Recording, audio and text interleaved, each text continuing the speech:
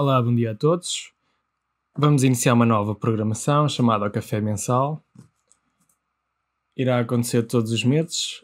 Este é o Café Mensal do mês de fevereiro e denomino de Maravilhoso Mundo Novo porque, além de estarmos a iniciar um novo período, vamos fazer de forma diferente estes podcasts e vamos incluir também novas ideias. E começando por nos apresentar mais uma vez, para quem não sabe e para quem está a iniciar neste canal de YouTube, o meu nome é Daniel Melo, o Tiago Costa Pereira é um dos meus colegas aqui e parceiros do podcast, e também é Diogo Semedo, que trata do som.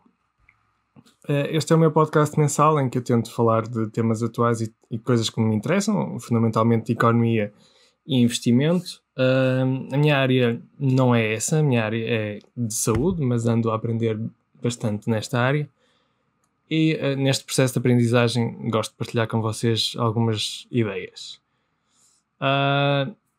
Em termos de investimento, as minhas principais plataformas é a DeGir, onde tenho a maior parte dos meus investimentos e sobretudo em ETFs. Não faço propriamente trading, mas tenho outras experiências, digamos assim, em outras plataformas, nomeadamente em plataformas peer-to-peer de investimento, que falaremos noutros episódios. Noutras plataformas de investimento em bolsa, sendo que vou procurar variar e adicionar mais uma. Também tenho certificados de tesouro desde há muitos anos. E a coisa mais arriscada que eu tenho, para além dos peer-to-peer, é claramente a Seedrs, que é uma plataforma de investimento em startups, mas é algo que eu gosto bastante e que também vou partilhar neste programa, apesar de ser extremamente arriscado, e o dinheiro que eu invisto é bastante pouco comparado com os números que vamos ver nesta plataforma. Objetivo de sonho que provavelmente não vou alcançar, mas é um objetivo, toda a gente tem que ter assim, um objetivo em termos de investimento, seria retirando 3% do meu portfólio, ter 1.000 euros por mês, ajustado à inflação, para sempre.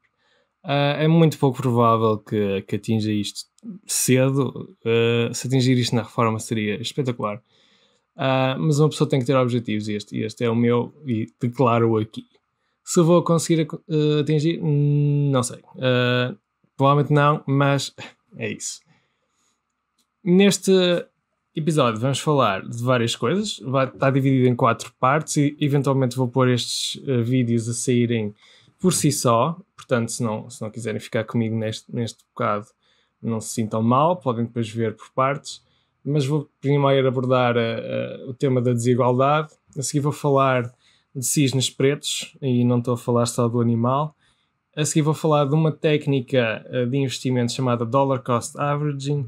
E por fim, e porque gosto muito de partilhar e de que as pessoas aprendam, eu vou dizer para mim, os youtubers com quem eu aprendo muito e com quem eu gostava que também vocês seguissem, apesar de não ter benefício nenhum com isso, mas acho que toda a gente deve seguir pessoas com ideias assim importantes. E, portanto, começando, vou falar sobre desigualdade. O que é desigualdade? Bom, antes de mais há que perceber uma coisa. Desde há muitos anos, desde o início da civilização, o nosso progresso tem sido lento. Inicialmente éramos meras tribos, depois descobrimos a agricultura, que permitiu-nos acumular energia na forma de cereais e permitiu-nos pela primeira vez pensar num futuro em que, ao deitarmos na terra, ou seja, investirmos na terra, obtíamos eventualmente um retorno. Progressivamente isto levou a sucessivas organizações da sociedade em termos mais autocráticos, não é? Em que tínhamos ditadores, reis, e controlavam grande parte da população com extrema inigualdade. Eles viviam em extremo luxo, faraós, enquanto a maior parte das pessoas não eram escravos ou não tinham nada. Isto culminou no Império Romano e no Império Chinês. Depois houve o período medieval, em que voltou-se a perder grande parte do conhecimento que tínhamos, inclusive saneamento básico que os romanos tinham e de repente nós deixamos de ter. Houve um colapso civilizacional. Mas depois houve uma série de invenções que permitiram continuamente uma acumulação de conhecimento, como a impressão de livros, o surgimento de máquinas a vapor, o surgimento da eletricidade e so on, até à era moderna atual com hiperconectividade, telemóveis e inteligência artificial. De facto, isto tem um impacto tremendo se virmos em termos das pessoas que estão a viver em extrema pobreza e aqueles que não estão. Se repararmos em 1820, se lembrarmos na época vitoriana, Londres, em que vemos as máquinas a vapor, montes de pessoas a trabalhar em fábricas, nomeadamente crianças. Então havia montes de pessoas a viver em extrema pobreza em todo o mundo. Claro que com o aumento da população esse número aumentou, mas também o número de pessoas que não estavam a viver em extrema pobreza também aumentou, e agora estamos a ver progressivamente uma queda das pessoas que estão a viver em extrema pobreza e as pessoas que não estão.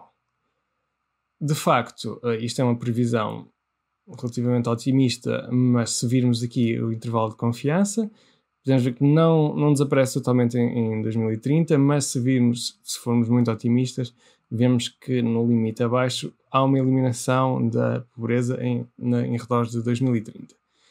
O que seria excelente, ou seja, a maior parte das pessoas não teria que passar fome, não teria que pensar que no dia a seguir não tinha como alimentar os filhos. Claro que há outros níveis de riqueza e por isso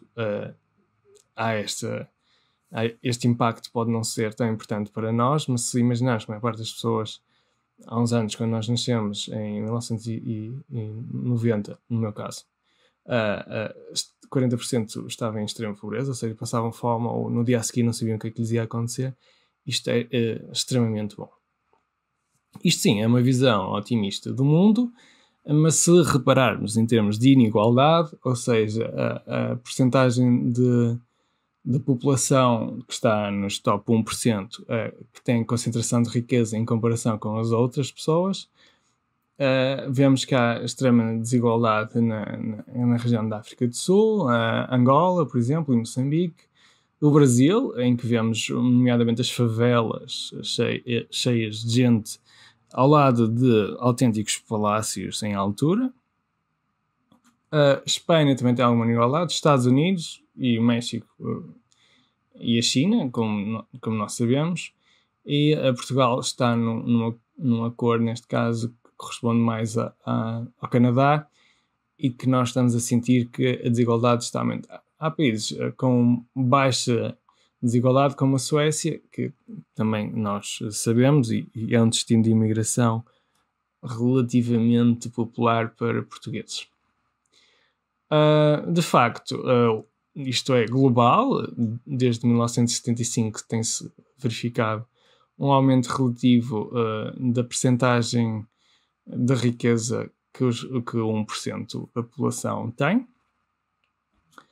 E há vários fatores associados a isto e que vamos elaborar num outro vídeo, mas um dos factos que se diz que está a causar a inigualdade é a tecnologia. Isto porque até agora a tecnologia tem-nos permitido aumentar a produtividade dos trabalhadores, mas a tecnologia de informação que está a surgir agora permitiu, com a internet, fazer outsourcing destes trabalhos, ou seja, em vez de termos pessoas aqui a trabalhar em Portugal, podemos fazer um outsourcing para pessoas que estão a trabalhar em países com rendimentos mais baixos, como a Índia, o Bangladesh ou a China. Podemos também transferir grande parte das nossas fábricas para esses países, ou seja, tira muita mão de obra aqui em Portugal. E não só, agora estamos a entrar numa fase em que se calhar, e muito provavelmente, grande parte da mão de obra pode ser automatizada e substituída, ou seja, as pessoas vão ter cada vez menos hipóteses de aceder a trabalhos que não exijam um grande grau de educação ou um grande grau de liberdade financeira prévia que lhes permita às pessoas criarem suas próprias empresas, como neste caso estamos aqui a ver na progressão do valor. E isso pode dificultar muito o acesso a essas pessoas à economia e podem ficar postas de lado e podem estar a depender inteiramente do Estado. Isso é uma situação que pode causar extrema instabilidade e que tem que ser bastante estudada. Isto porque estão a surgir recentes desenvolvimentos. Isto antes era ficção científica autêntica, infelizmente isto já não é ficção científica autêntica. Este carro é um carro da Waymo, que é uma subsidiária da Alphabet, a antiga Google, e eles neste momento já têm um serviço funcional e a pagar em Phoenix, nos Estados Unidos, no Arizona, penso, que não quero enganar no estado como o Trump, mas acho que é o Arizona, e estes carros fazem exatamente o que um Uber ou um Lyft faz, ou um táxi, em que uma pessoa tem uma app, chama este carro, e este carro, que por acaso aqui tem um condutor, acho eu, mas agora andam sem condutor, vem ter connosco, nós entramos no carro, não está ninguém, o carro vai sozinho, e continuamos no nosso caminho, como se fosse um Uber, pagamos e pronto. Eles pretendem não só usar isto para transporte de passageiros, mas também têm caminhões, ou seja, camionistas, taxistas, companhias de distribuição como a FedEx ou a CTT, podem ser totalmente inutilizadas em termos de trabalhadores e podem automatizar toda essa cadeia. Os transportes são uma das áreas que emprega mais pessoas. Por exemplo, em Portugal, acho que é cerca de 5% da população está nesta área, e com a automatização há uma progressiva... estas pessoas vão ficar sem emprego. E pior, antigamente havia vários empregos a surgirem em termos de indústria. Agora, todos os empregos surgem mais em áreas de informação, que exigem currículos ou exigem já trabalhos prévios em áreas de informática ou em áreas avançadas de economia, em que as pessoas sem estudos ou que já estão numa idade quase pré-reforma não conseguem ter uma adaptabilidade tão elevada e vão ficar dependentes do Estado. Não só isso, a Amazon, por exemplo, antes necessitava das pessoas irem a correr para as prateleiras para ir buscar os materiais para colocar para envio. Agora praticamente não se mexem as pessoas que estão nestes armazéns. Os robôs vão lá, pegam nestas caixas gigantes que estão aqui em cima de equipamento e levam-nos para a beira da pessoa. A pessoa escolhe a prateleira que ele indica, mete no saco e embala. Esta parte de meter no saco e embalar é mais difícil de automatizar, porque exige uma coordenação e identificação de objetos, mas também já está a ser automatizado. E, eventualmente, dentro de 2 anos, vai ser totalmente automatizado. Ou seja, vamos ter armazéns em que antes empregavam 1000 pessoas, agora empregam cerca de 300 a 500, e depois podem empregar 10, 12, nem isso. O que implica uma perda de quase 90% de todos os empregados que havia nestes armazéns, o que leva imensas pessoas a desemprego. Estas pessoas não têm qualificações suficientes para ir para outros empregos mais avançados, ficam sem acesso a estes rendimentos, sem a progressão nas carreiras, e realmente é uma situação complicada. Estamos realmente numa fase complexa. Outro exemplo da Amazon é esta loja. Esta loja, se repararem, a pessoa entra por aqui com a sua app, é reconhecido por câmaras que estão aqui no teto, pegam qualquer coisa daqui, sai, check-out automático, não precisamos passar por nada, simplesmente saímos, temos o pagamento, vamos embora, não temos nenhuma pessoa aqui. E isto antes tinha pessoas a fazer o restock, que ainda existe, mas provavelmente vai deixar de haver, pessoas a limpar, que ainda existe, mas provavelmente vai deixar de haver, e havia várias pessoas nas caixas que agora não estão aqui. Essas já foram. Soluções para isto. Bom, podemos... lá está, estas pessoas podem seguir um caminho de reeducação, em que o Estado pode promover a reeducação destas pessoas e investir na educação para estas pessoas terem melhores acessos, mas é difícil, mas é algo a apostar nas gerações mais novas. Pode criar mecanismos de investimento automático para cada pessoa, para a sua reforma, ou seja, uma pessoa que se vai reformar neste momento está a pagar a reforma dos que estão agora reformados, mas pode criar um sistema de investimento individual ou coletivo em que temos um fundo gigante, tipo o fundo da Noruega, em que ele investe tipo, em coisas tipo ETFs ou em investimentos diversificados e toda a gente retira um pedaço desse bolo, do que o país tem, e vivemos todos disso. E quanto mais o país produzir e mais investir no seu bolo, mais toda a gente fica estável. Isso é uma das hipóteses. E a outra hipótese é, bom, taxar estas empresas e distribuir o dinheiro. Não é fácil taxar estas empresas porque são multinacionais e é algo que se calhar o mundo todo vai ter que legislar nesse sentido. E pronto, é o que eu vos tenho a dizer por esta parte e agora vamos passar se calhar à parte seguinte. Eventos Black Swan. E o que é isto? Cisnes negros. Porque é que eu vou falar de cisnes negros? Não se preocupem, só vou abordar de leve o animal. Este é um evento cisne negro. É algo tão raro, tão inesperado, que ninguém estava a contar com isto. Janeiro, mercados a subir desde novembro, ano novo chinês, tudo bem, produção aumentar, trading war não parecia muito grave e surge o coronavírus. O coronavírus que está a pôr neste momento em lockdown a China inteira, tem casos por todo o mundo, já é algo global, está a afetar a nível global o tráfego aéreo, está a afetar a produção na China e também vai afetar globalmente todo o mercado, porque a China é a fábrica do mundo neste momento, e ninguém estava a contar com isto. Ninguém estava a contar com isto, o mercado reagiu, houve uma quebra nos principais mercados de ações, as bonds acabaram por subir um bocado, e outros investimentos mais alternativos, como ouro, ou ainda mais alternativos, como as bitcoins, subiram. A melhor forma mesmo de se proteger em relação a estes eventos é estar a contar com eles, ou seja, estar a contar que o seu portfólio possa perder valor, não acho que isto suba para sempre, e diversificar. Neste momento o mercado provavelmente vai continuar a descer, desceu 2 pontos recentemente e provavelmente não vai recuperar tão cedo, mas lá está, ninguém estava a contar com isto. Isto é um evento Black Swan e vão acontecer vários ao longo da nossa vida e nós temos de estar a contar com isso. Mas porquê é que se chama cisne negro? Bom, vem deste poeta romano chamado Juvenal, que disse: isto é tão raro como um cisne negro na Terra. E de facto na Europa não haviam cisnes negros, só haviam cisnes brancos. Não se conhecia cisnes negros, isso não existia. E quando os ingleses chegaram à Austrália, ficaram muito admirados quando viram isto. Isto aqui é um cisne negro. Eles achavam que isto não existia. Isto existe.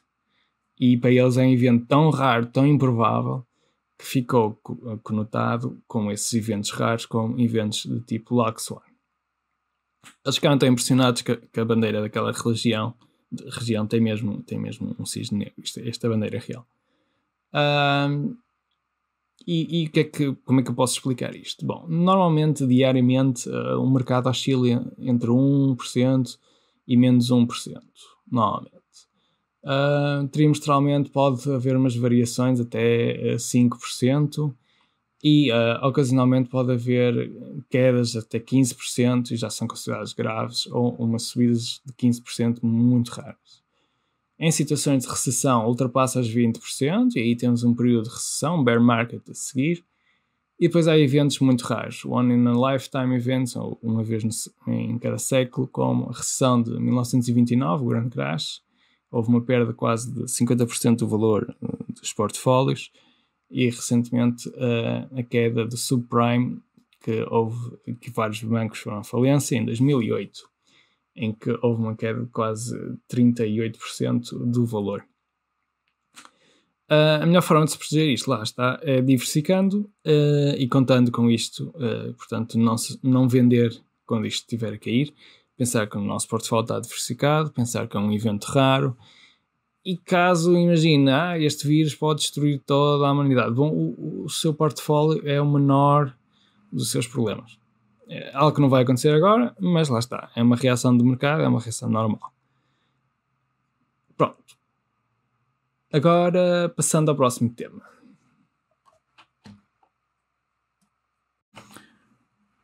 Dollar Cost Averaging, como nos proteger contra a volatilidade. Falamos de eventos do tipo Black Swan recentemente, não é? E então queremos saber como é que nos vamos proteger isto. Bom, para além da diversificação do nosso portfólio, temos um pequeno truque que vos vou explicar e que pode funcionar no sentido de nos protegermos contra a volatilidade do mercado.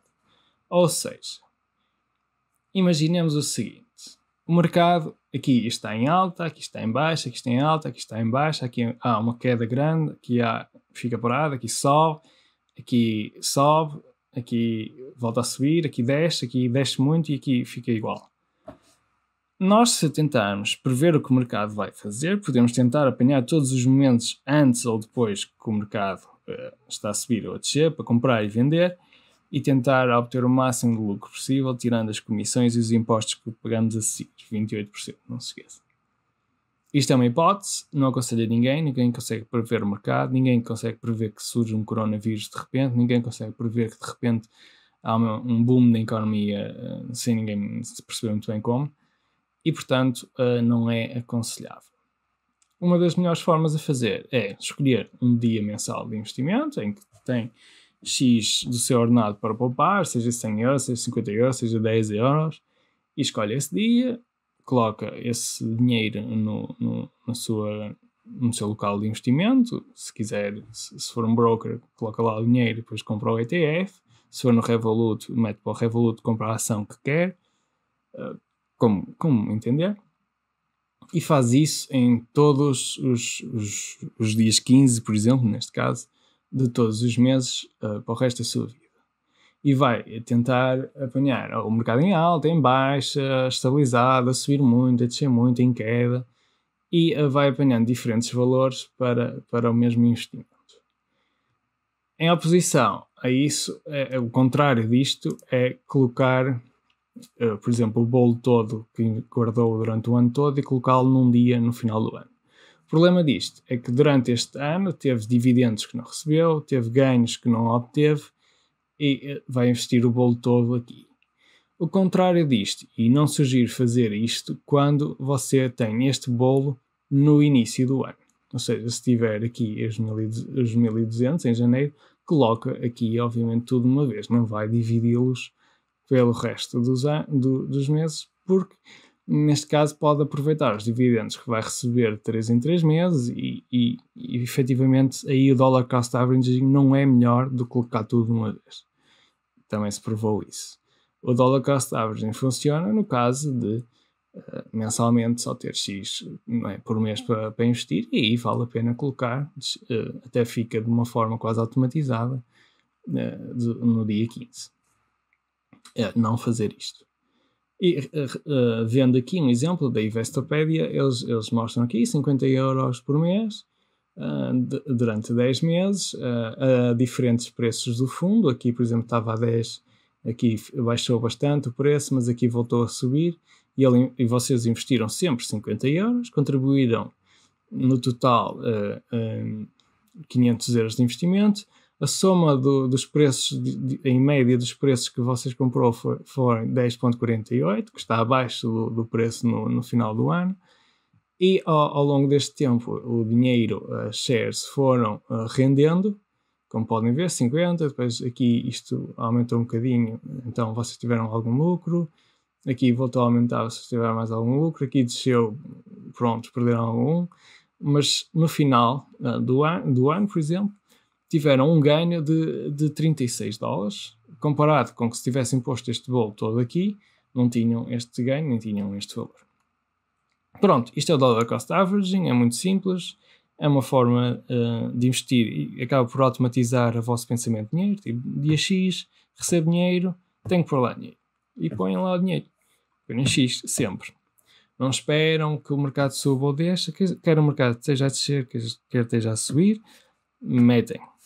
E o que interessa é a constância desse investimento. Caso tenham tido uma herança e tenham um valor muito grande para investir de uma vez, aí não esperem para repartir durante os próximos meses, porque vocês não sabem o que é que vai acontecer. Portanto, melhor é colocar tudo de uma vez, de acordo com a distribuição que vocês queiram fazer do portfólio, se querem pôr em bonds, se querem pôr em ações, um mix, se querem pôr um caixa à parte para emergências e pronto, investir logo de uma vez. Por exemplo, colocar tudo em janeiro. E pronto, é isso. E agora, por fim,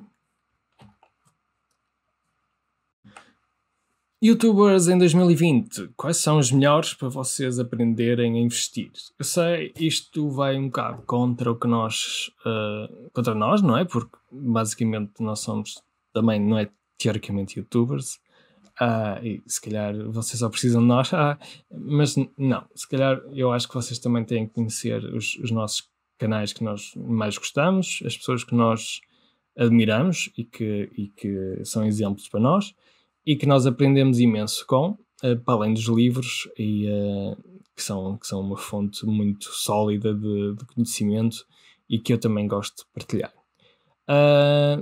Eu vou partilhar os que para mim são melhores nesta data de janeiro de 2020. Posso mudar para o ano, não sei. Vamos ver. Eu vou começar por estes rapazes, o Guy and Brian e o Bo Hansen, que são muito fixes, também têm um podcast. Aliás, o show é um podcast que é exatamente igual. Eu gosto mais da versão de YouTube porque tem gráficos que às vezes eles tentam descrever para quem está a ouvir, não é a mesma coisa. E são bastante divertidos, falam temas bastante atuais, são ambos graduados na área de investimento e têm bastante certificações. E sabem bastante bem do que estão a falar. Claro que é no contexto americano, mas uma pessoa aprende imenso com eles. E pronto.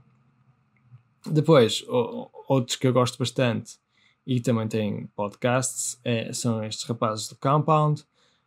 Josh Brown, por exemplo, é um dos meus favoritos. E eles têm diversos vídeos, diversas entrevistas, e também têm podcasts que eu aconselho a vocês seguirem. Um dos meus preferidos chama-se The Animal Spirits, que está no Spotify e que aconselho todos a verem. Outro que eu gosto muito é o Whiteboard Finance.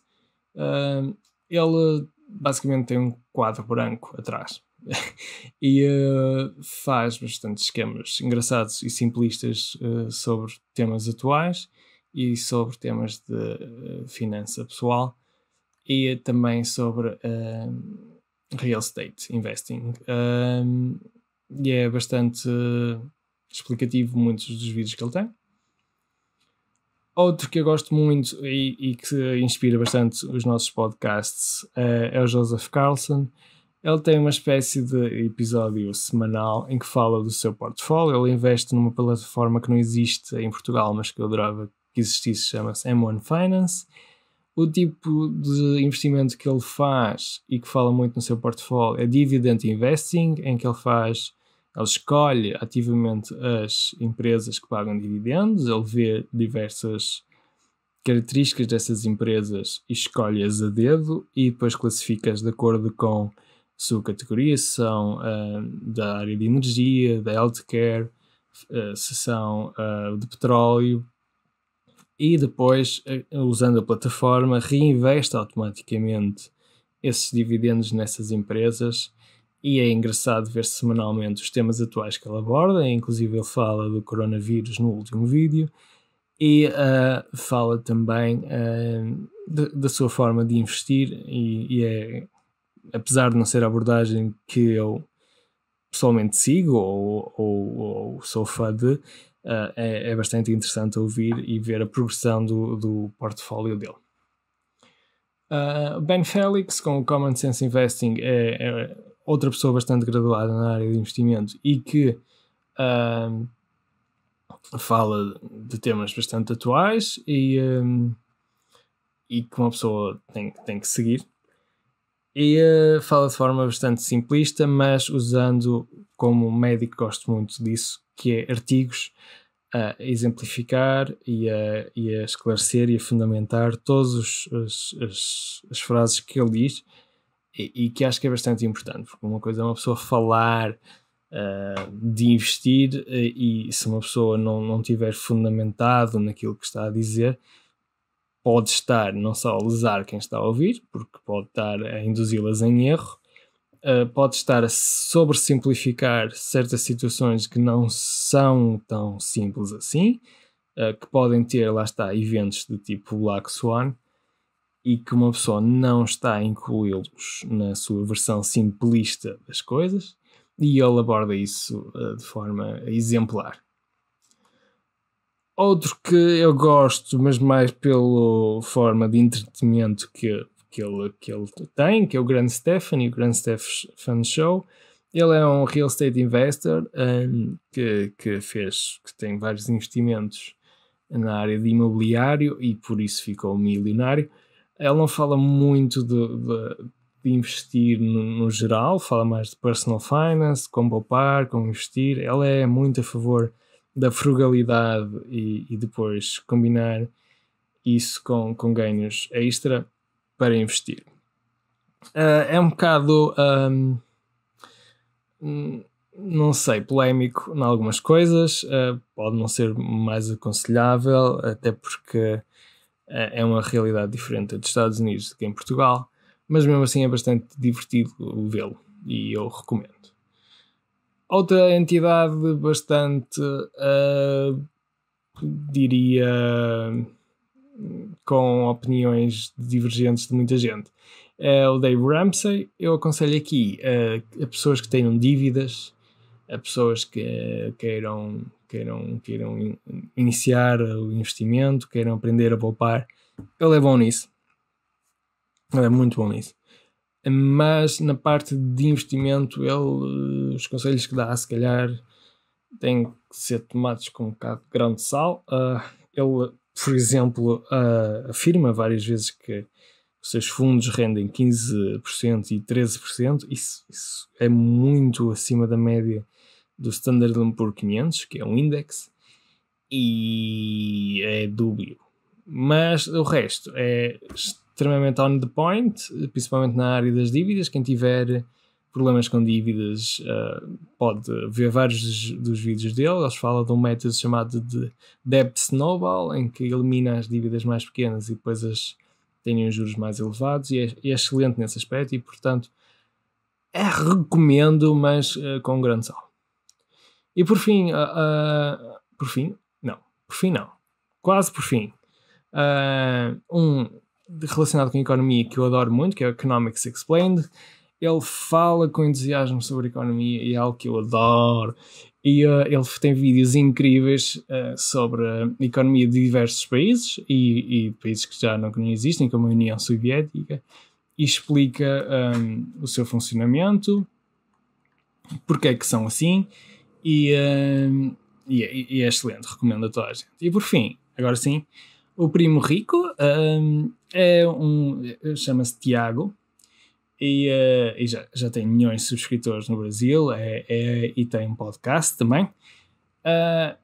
Tem vídeos bastante interessantes para investir, normalmente é muito no contexto do Brasil, portanto muitas das empresas que ele fala até nem sequer sabia que existia, mas tem muitos bons conselhos em termos de investimento. Alguns são muito direcionados para o Brasil, mas aquilo que nós conseguimos aproveitar, até como portugueses, e ele falando em português, fica excelente para quem está a começar, e recomendo nesse aspecto. Ele também faz muito à base de escolha de ações, o que lá está é mais trading do que propriamente investir passivamente, que no geral eu procuro, embora não seja totalmente passivo, mas recomendo. E pronto, é tudo por este mês.